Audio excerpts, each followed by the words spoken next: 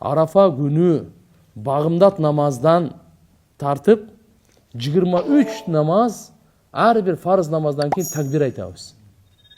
Такбир айтуу важип бул. Ушуну айтпасаң күнөөкөр болосуң. Билбей калабыз да.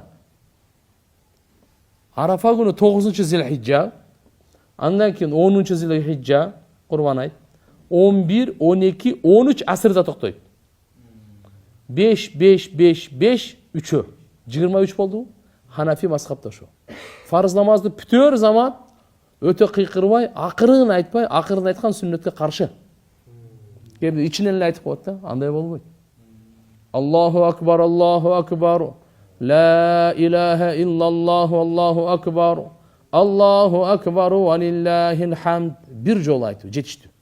3 жол айтып койсоңуз мейли, мустахаб. Бирок важип bir жолу. Эркектер го мечитте ушуну айтып коет. Аялдар көбүнчө унутуп калат да мунучу. Себептен бирөө айтса экинчи эстеп кетет дагы, улантып берет да.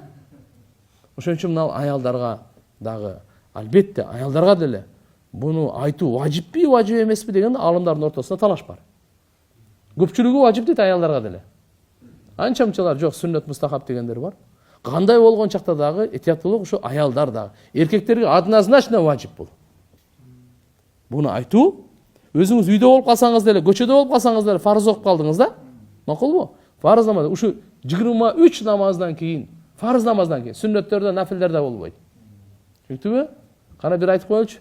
Allahu akbar, Allahu akbar. La ilahe illallah, Allahu akbar. Allahu akbar ve lillahil hamd. Maşallah. Mübarek. Bu ibadet. Vacip ibadet.